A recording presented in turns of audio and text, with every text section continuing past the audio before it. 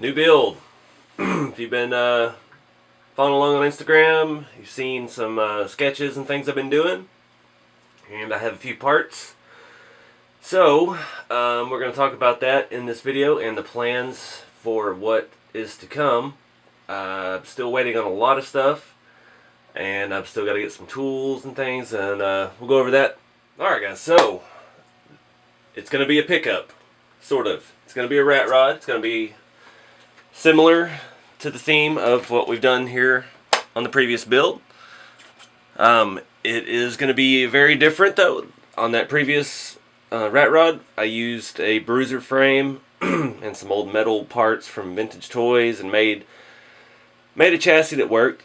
And I still went crazy with the modern type suspension, these cantilever setups, 3-links, panhards, all kinds of wild stuff. But I just did what that body, what fit that body.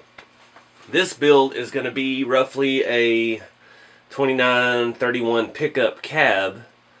I still don't know about a bed. I don't know about anything else. I don't have a grill or anything for it.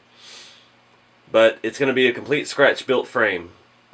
And the chassis I'm going to make out of metal. If you've watched any of the other rat rod videos on YouTube, there's a couple other folks out there making RC rat rods. And one of them who I've been drawing inspiration from is Cyanide Tube. He has a build he's doing for a charity. He is completely making everything from metal, from scratch. He's made the chassis. He started on the body now. He's been working on it for a while. And I'm really interested to see what that brings for his charity auction, because it is a really awesome rig. He's starting body piece by body piece. He's made the cowl out of metal, firewall. He made the grill in one of the latest episodes. And he's working his way back from there. And it has the RC 4-wheel drive scale V8 in it. I do want to... This build is going to be... It's not going to be an open top. This is going to be a chopped, closed roof. I'm not going to tell you any more about the body until I get them. I ordered 2. And there will be some intricate videos about that. But this is going to be an enclosed interior, so there won't be as much detail in there. But that's going to allow me to focus on the engine. And I do want to run a scale motor in this one. And try to... This is going to be a little bit more realistic. So, yeah, what I've got so far. Let's talk about that. RC 4-wheel drive 1.7 steel Boyd type buds, whatever they call them, semi-truck wheels. This is going to be a dually. And these are the 1.7 roadie truck tires. And they are a good bit smaller than I thought they were going to be. You can see I've got a lot of suspension room here for my frame. This is just a mock-up roughly of my frame layout. I've got to find a new blade for one of my saws I bought just for this build.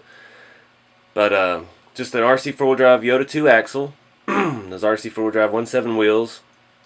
I did order a custom diff cover for it so it doesn't look like a Toyota axle. Let me show you the front axle. Alright, so this is I got this on eBay.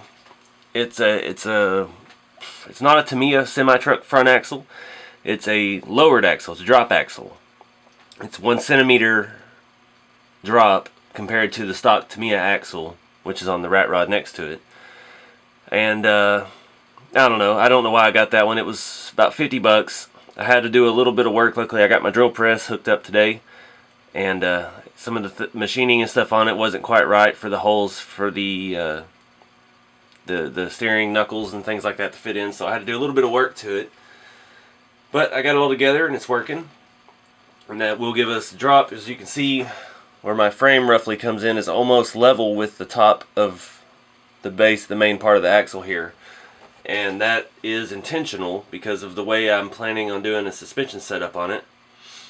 It is going to be another cantilever type setup, but it's going to be a little bit more in depth. It's going to be bigger, and it's going to be different because this is a what they call a suicide axle setup. Axle is out in front of the frame. It doesn't sit under it like it does on here on the 32. And this is going to be a lot lower, and this would be one that I could add an adjustable suspension to, if only on the rear, to raise and lower the chassis up to drive. Not any plans for that yet in the books, but like I said, we still got a long way to go and a lot of parts to get. What else? Like I said about the cab, I can't really tell you yet. Motors, I'm looking at. There's not much this size. There's motors like the one that came with the 32. If I can get it down here, stuff like that. But I don't know. I feel that's a bit too large for this. I really want to do something, since this is a dually. I want to have some type of diesel engine. And I've been scouring the internet for weeks now. I've been planning this build for nearly a month already, and this is all I've gotten so far. I've been looking for scaled diesel engines, things that I could do some duct work off of and make intakes and exhaust, and just stuff like that that's going to look ratty and look cool. So I still don't know what direction that's going to head yet. And this is not by any means the final layout for the chassis design. But yeah, that's really all I got so far, guys. If you can see in the background there, I got a helmet for the other rat rod. This is an actual from a Revell monogram kit from the 60s. So I just lay that in the seat in there. So he's got his racing helmet. Back there, the K10. I got my bed back from Benchcraft Customs, Richard Cook. He's got it pretty dang smooth for us. I did put a heavy coat of primer on it. I'm going to go ahead and hit it with some sandpaper and give it another good coat. And we'll see where we're at. It's got a couple little low spots still where the door handle used to be. But that truck is on hold other than body work. I may go ahead and move forward with the body and the interior. You can see I painted the hood red. I was just testing that color out. I'm thinking about doing a red and white two-tone. I even bought some red carpet for the interior. But that build is on hold because I'm waiting on the chassis. I'm going to do either one of two things with it.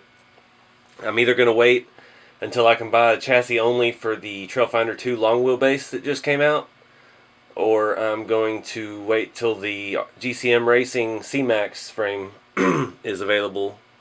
That is a good bit more expensive, but I can use the axles and leaf springs and stuff I have, and that one, it's about $400. Excuse me. And it comes with the Scale R4 transmission, the GCM LRT2 transfer case. I mean, there's a lot to it, and it's completely adjustable. And I've seen, I can't remember, Dan, he's got one. His is a long bed. He's done a K10 build, or a C10. I don't know which his is. But it's looking awesome. And we were talking about chassis the other night, and GCM just makes really awesome stuff. So it would be awesome to get involved with those guys and do a build with some more of their products, because I haven't had much opportunity to have any of their nice Canadian-made stuff yet. Alright guys, so that's it. Like I said, stay tuned. Follow along on Instagram. I'm posting up stuff all the time. I done these sketches for kind of some ideas here. I was looking at doing a leaf spring front. I was looking at doing the cantilever front. I've come up with even more ideas now. But I'm kind of dubbing this build old number 2, because it's going to be a rat rod, so it's going to be like a number 2, and it's my second one. So that's what we're going to call it. But anyways, thank you guys for watching, and stay tuned for more to come.